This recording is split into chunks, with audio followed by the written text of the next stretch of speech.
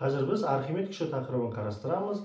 Архимед күші дегеніміз ол не? Архимед күші дегеніміз сұйыққа не болмаса газға батырылған денені кері итеріп шығаратын күшті айтады екенбіз.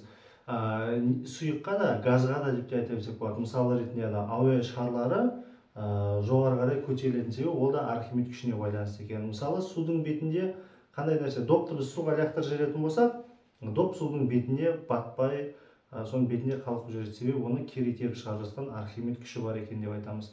Не болмаса қандай да бір ауыр затты суға батырған кезде судың астында жатқан сол ауыр затты судың астында көтеретін болсақ, ол сәл жеңілдеу көрінеді. Ал құрғақ жерде оны көтеретін болсақ, ол ауыр, ауада көтерсек ауыр, егер судың астында тұрған кезде оны көтерсек, сәл жеңілдеу болады екен. Сонда ол заттардың барлығына бізде Архимед күші әсер еткен дейміз. Енді Архимед күшінің формуласы қандай? Архимед күшінің формуласы F Архимед тең болады ρ су G В дене. Мынау су ма, сұйық па, кез келген дененің батқан ортасының тығыздығы, в общем айтқанда. Ол су болуы да мүмкін, енді ең көп таралған тығыздық бізде дене су ғой, сол үшін көбінесе суда бар. Спирт бола салуы мүмкін, бұл не? Глицерин, керосин, бензин, любой нәрсе болуы мүмкін. Қандай да бір дене батқан сұйықтың тығыздығы. В общем айтқанда С деген сұйықтың тығыздығы, G еркін сөйлеуі, В батқан дененің көлемі. Егер дене полностью батып кетсе, онда оның көлемі осы В болады. Кейбір есептерде дене суға жартылай батқан болуы мүмкін. Онда мына В-ның орнына біз дененің именно батқан бөлігінің ғана көлемін жазуымыз керек. Осынша көлемі батты десе, сол батқан көлемін ғана орнына қояды екенбіз. Сонымен негізгі формуламыз бізде осы Архимед күшіне байланысты. Кез келген батқан заттың барлығы осы формуламен табылады екен. Енді келесі бізде денелердің жүзу шарттары. Осыны қарастырайық. Жүзу шарттары. Егер біздің денеміздің тығыздығы сұйықтың тығыздығынан көп болып кететін болса, мысалы ретінде темірдің тығыздығы судың тығыздығынан көп. Темірді суға салған кезде темір суға батып кетеді. Сонда дененің тығыздығы судың тығыздығынан, в общем, батып жатқан сұйықтың тығыздығынан көп болса, ол дене батады деп айтамыз. Батады. Егер дененің тығыздығы сұйықтың тығыздығымен тең болса, онда ол дене суға толық 100% батады, бірақ ол судың кез келген деңгейінде жүре алады деген сөз. Оны біз жүзеді деп айтамыз. Жүзеді. Мысалы, балықтың тығыздығы судың тығыздығымен бірдей. Сонда балық судың бет жағында да жүре алады, судың түбіне де түсе алады, судың ортасында да жүре береді. Сонда дененің мысалы ретінде мына тақтаны аквариум деп ойласақ, қандай да бір дене мынаның тығыздығы ровно 1000-ға тең болса, судың да тығыздығы 1000-ға тең ғой. Мына жерге қойып қойсаң, осы жерде тұра береді. Бетіне қарай қойып қойсаң, бетіне тұра береді. Түбіне қарай қойып қойсаң, түбінде тұра береді. В общем, судың кез келген деңгейінде бола алады деген сөз, егер дененің тығыздығы сұйықтықпен бірдей болса. Ал енді дененің тығыздығы сұйықтың тығыздығынан аз болып қалса, онда ол дене сұйықтың бетінде қалқиды деп айтамыз. Сонда ол дене суға бата алмайды, судың бетіне шығып тұрады деген сөз. Енді келесі мәселе былай. Мынау түсінікті, батады, мынау да батады, полный 100% екеуі батып кетеді. Қалқиды деген нәрседе былай. Дененің тығыздығы мысалы 900-ге тең болса, судың тығыздығы 1000 болса, ол көлемінің қанша бөлігі бетінде қалқып жүреді, қанша бөлігі батады деген сияқты есептерді береді. Осындай кезде біз былай жасасақ болады. Мысалы ретінде, мына жерде біз қандай да бір суды алайық. Су, осында қандай да бір батқан дене. Төрт бұрышты дене осы суға батқан. Енді қарасақ, мына көлем оның толық көлемі болсын. Мына көлем бізде батқан көлем болсын. В батқан дегенді осылай белгілеп қояйық. В бат деп жазып қояйық, батқан көлем. Ал мына көлем бетіндегі көлем болсын. Беті деп қояйық. Енді мынандай бір мәселе, бұл дене не үшін судың бетінде дәл осылай қалқып жүр? Неге ол қайтадан одан жоғарырақ көтеріліп кетпейді, неге ол одан ары қарай батып кетпейді, неге дәл осылай қалып қойды, дәл осылай жағдайда қалып қойды? Себебі бұл денеге төмен қарай бізде ауырлық күші әсер етеді, mg деген. Бұл денені кері итеріп шығарып жатқан бізде Архимед күші бар. Сонда Архимед күшінің бағыты қалай десе, тік жоғары. Сұйықтан денені тік жоғары көтеріп тастауға тырысады. Енді дәл осы жағдайда тұрған себебі, мына ауырлық күші мен Архимед күші дәл екеуі дәл осы деңгейде бір-бірімен тең деген сөз. Сонда ауырлық күшінің формуласы қандай? mg тең болады Архимед күшінің формуласы ρ су g v. Мына v қандай көлем? Бұл біздің денеміз толығымен суға батқан жоқ. Демек, оның мынандай кішкентай ғана мына астыңғы бөлігі ғана батқан. Демек, именно батқан көлемді жазуымыз қажет екен. Енді ары қарай дененің массасын қалай тапсақ болады? Масса дегеніміз ол не? Масса дегеніміз ол тығыздық пен көлемнің көбейтіндісі. Сонда дененің массасын табу үшін дененің тығыздығын көбейтеміз. Дененің толық көлемі не? В толық деп қояды. Көбейту G тең болады ρ су G V батқан. Енді осы жерден G мен G кетеді. Енді былай жасасақ болады. Пропорция істесек болады. Роларды, тығыздықтарды теңдіктің сол жағына, көлемдерді оң жағына жазсақ, бізде мынандай пропорция шығады. Дененің тығыздығы, мынау судың тығыздығы ар жаққа барғанда бөлініп кетеді. Ро су тең болады. Дененің мынау батқан көлемін бөлеміз толық көлеміне. Осындай пропорция. Сонда дененің тығыздығы мен судың тығыздығына қарап, қандай көлем батқанын тапсақ болады. Осы жерден батқан көлемді табасақ, онда формуланы былай шығарсақ болады. Батқан көлемі тең болады. Мынаны табу үшін мынаны ар жаққа көбейтеміз. Ро дене бөлінген ро су көбейтілген в толық.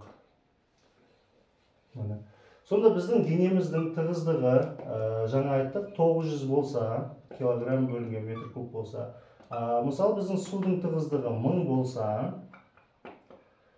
толық көлемінің қанша бөлігі батады десе, мына формула келіп саласалым. Сонда в батқан көлемі тең болады. Дененің тығыздығы 900 бөлу 1000 судың тығыздығы көбейтілген в толық. В толықты специально жағына жазып, сол ыңғайлырақ шығар деп ойлаймын. Тең. Енді қараймыз, 900 мен 1000-ды қысқартамыз, 10-9, демек 0,9 в толық.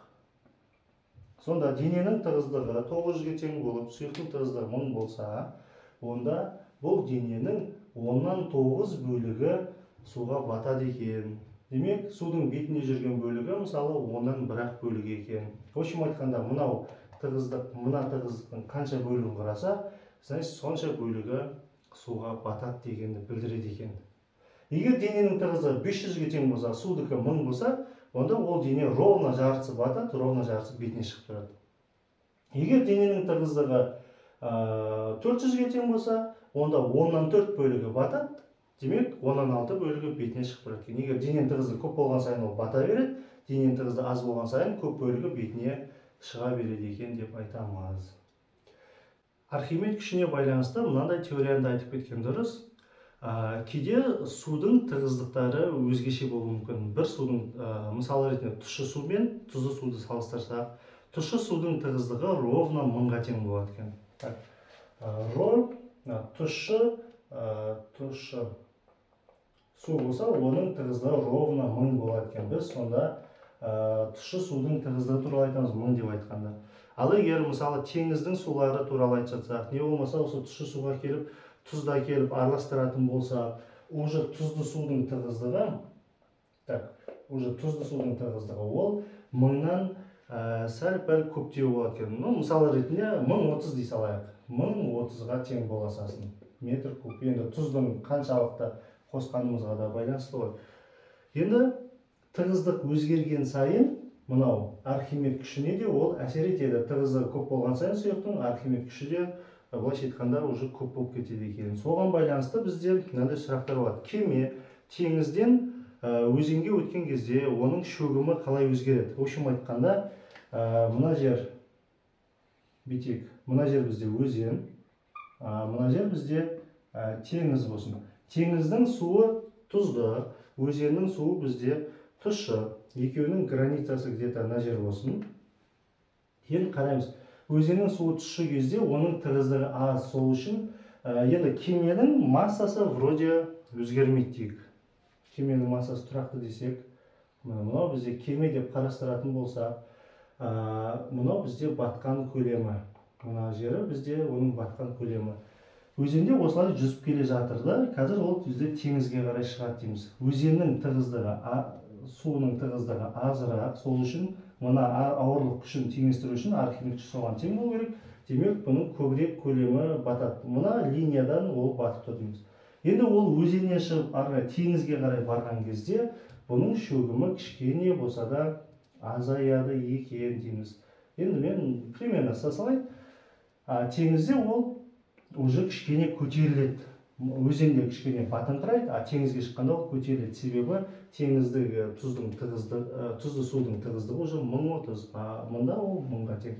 Сол үшін осындай кішкене өзгерістер болады. Сонда өзеннен теңізге өткен кезде оның шөгімі азаяды, уже ол кішкене көтеріле бастайды. Ал керісінше теңізден өзенге өткен кезде ол кішкене батыңқырайды екен. Сол кезде шөгімі артады екен деп айтсақ болады екен. Енді ары қарай осындай қайықтарға байланысты Архимед күшінде қандай есептер беруі мүмкін? Жоқ, қоятындар. Сосын бізде мынандай да бір ситуациялар болады. Мысалы ретінде, мына жерде қандай да бір стаканның ішінде су бар. Мысалы, бізде стаканның ішінде су, оның қандай да бір бастапқы көлемі бар. Осының ішіне біз қандай да бір ауыр затты салып жіберген кезде, стаканның ішіне түскен кезде ол дейінгі сурет, қазір кейінгі. Басында оның көлемі мынандай болған. Ішіне бір ауыр бір затты салып жіберіп, массасы уже судың деңгейі кішкене болсын көтеріледі. Басында оның деңгейі азайды, қазір көбейді. Енді сұрақ, осы жерде көбейген көлем, былайша айтқанда ығысып шыққан судың көлемі как раз мына батқан заттың көлемімен бірдей деп айтсақ болады екен. Сонда біздің қазіргі көлеміміз мына дельта В өзгерген. Басында мына жерде оның көлемі В нолевой болатын, қазір оның көлемі В болды.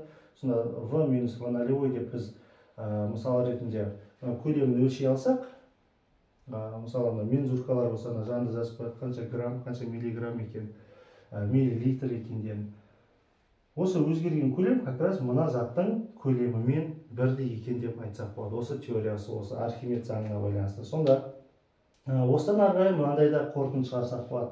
Енді қандай да бір затты суға батырып жүрген кездегі ығысып шыққан мына жердегі ығысып шыққан судың салмағы как раз Архимед күшіне тең деп айтсақ болады. Өйткені мынандай көлем ығысып шығатын болса, осы көлемді қойсақ, судың ығысқан көлемі, судың тығыздығы екеуін бір-біріне көбейтсек, судың массасы шығады, демек судың салмағы как раз Архимед күшімен бірдей шығады деген сөз екен.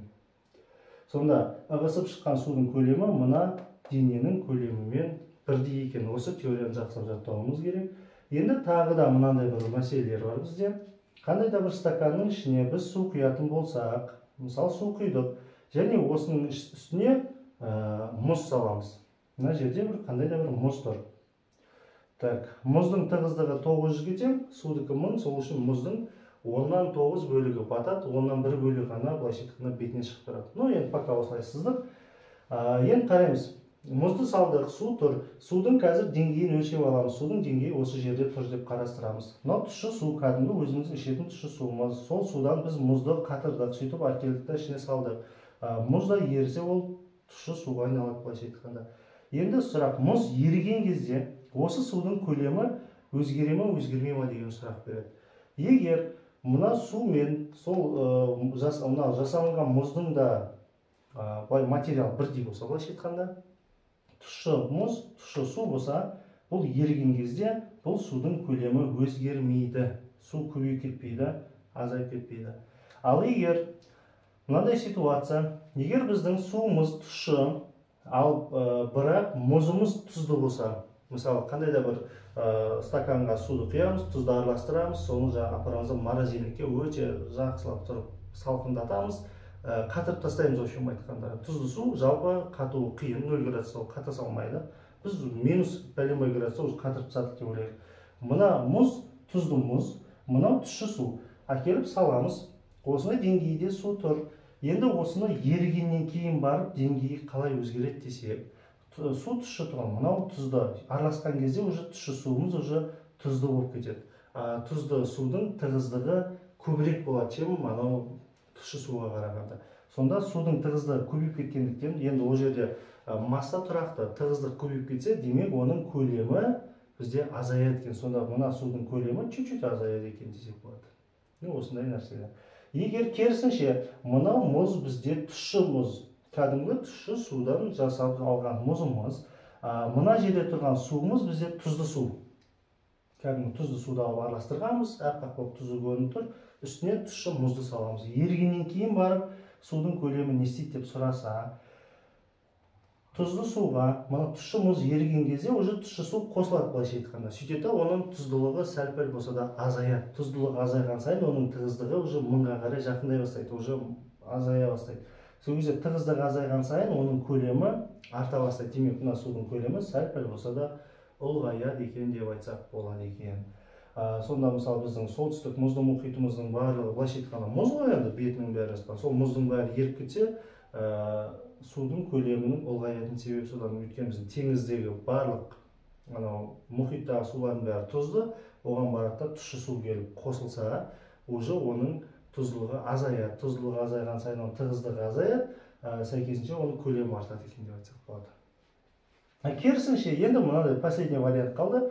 Тұзды суға тура сондай материалдан жасалған тұзды мұзды салатын болсақ, ол еритін болса, ол кезде оның көлемі өзгермейді. Өйткені су сол деңгейде қалып кетеді екен деп айтсақ болады. В общем, тұщы су, тұщы мұз болса, көлем өзгермейді, тұзды су, тұзды мұз болса, көлем өзгермейді. Бірақ басқа жағдайда өзгереді. Егер, в общем айтқанда, су тұзды бола бастаған сайын оның тығыздығы арта береді. Мынау енді мысал ретінде жазғаным ғой. 1030 бола ма, 1020 бола ма, 1060 бола ма, енді сол тұздылығына байланысты. Сонда, так, егер біз тұщы суға уже тұзды мұзды салатын болсақ, значит, уже су тұздыланады, уже тұздыланған сайын уже оның тығыздығы артады, тығыздығы артқан сайын оның көлемі азаяды. Енді бізде көлемнің формасы қандай, өзі m бөлінген ρ болып кетеді ғой. Енді мына жерде тұрған масса өзгермейді. Қанша масса тұз бар еді, қанша масса су бар еді, барлығы сақталу керек. Масса өзгермейді. Мынау артса, мынау кемейді. Мынау кемісе, мынау артады. Тығыздық пен көлем бір-біріне кері пропорционал болады екен дейміз. Енді ары қарай мына қайықтарға байланысты ары қарай жалғастырайық. Қандай есеп беруі мүмкін? Мысалы ретінде, мына жерге сиятын шығар енді. Мына жерде судың үстінде қайық тұр. Мысалы ретінде қайықтың массасы айтады 10 килограмм. Осының үстінде жаңағы бала отыр дейді. М бала, баланың массасы бізде 40 килограмм дейді. Енді сұрақ, қайықтың суға батқан көлемі қандай деп сұрайды. В белгісіз. Енді біз не істейміз? Мынау қайық. Қайықтың өзінің массасы бар. Қайыққа қандай күштер әсер етеді? Қайықты төмен қарай тартатын бізде ауырлық күші бар, mg деген. Енді ол қайықтың үстінде мына жерде тағы да бала отыр. Демек, баланы да төмен қарай тартатын бізде тағы да ауырлық күші бар, mg деген. Енді осылардың барлығы төмен қарай түсуге тырысады. Енді оны кері қарай итеріп ұстап тұрған қандай күш бар? Ол бізде Архимед күші. Сонда Архимед күші осы екеуін де кері қарай итеріп ұстап тұрады екен дейміз. Сонда мына екеуінің былайша айтқанда салмақтары, ауырлық күштерін қоссақ, Архимед күшіне тең болу керек екен деп айтамыз. Сонда F Архимед тең болады. M қайық G қосылған M бала G.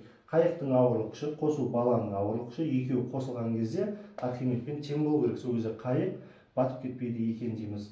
Енді осы жердің Архимед күшінің формуласы ρ су G в мына V, сонда қайықтың именно суға батып тұрған көлемі болады екен. Тең дейміз дағыны.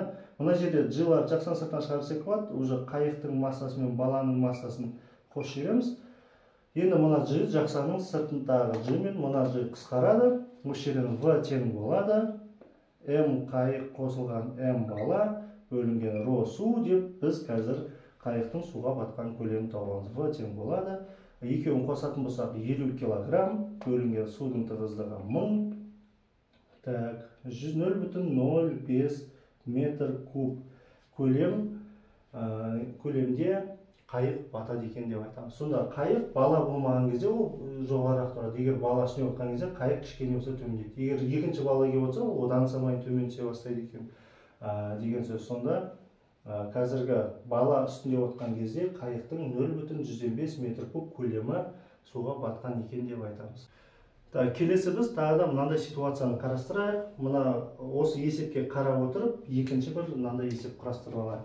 Қайықтың массасы сол 10 килограмм бола берсін. Оның үстінде тұрған баланың массасы, демек, ол да 40 килограмм.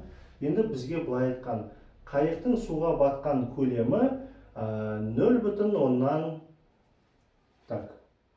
былай берсе, қайықтың суға батып тұрған көлемі 0,075 метр куб болса, онда қайықтың үстінде тұрған жүктің салмағы қандай деген сияқты сұрақ бере салуы мүмкін. В общем айтқанда, қайық бар, қайықтың үстінде бала отыр, және бала қандай да бір жүкті салып алған қайыққа.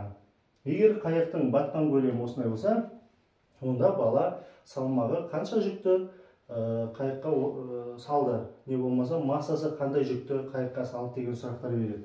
Сонда бізде сұрауы мүмкін жүктің массасы, мысалы М жүк қандай. Енді бұл жерде тағы да осындай суретін салсам, судың үстінде мына қайық, уже қайық әжептәуір батқан, себебі үстінде оның мына бала отыр, бала, мына қайық, и мына жерде қандай да массасы М жүкті бала қайыққа салып алған. Енді не үшін қайық дәл осылай тұр? Себебі қайықты төмен қарай тартатын ауырлық күші бар, М қайық G деген. Баланы да төмен қарай тартатын М бала G деген ауырлық күші бар. Мынау жүкті де төмен қарай ауырлық күші тартады. М жүк деп қояйық, G. Осы үшеуін де, қайықты да, баланы да, жүкті де ауырлық күші төмен қарай тартады. Солардың бәрін кері-керіп батырмай ұстап тұрған күш бізде Архимед күші. F Архимед.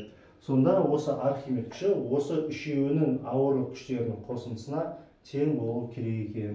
Сонда М жүк көбейтілген G қосу М бала G қосу М қайық G тең болу керек екен Архимедке. Архимед күшінен ашып жазайық, росу G В деп аламыз.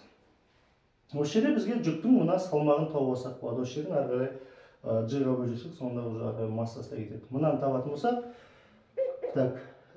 жоқ, сразу былай істесекші. G бар, мұнда да G бар, мұнда да G бар, мына G бар.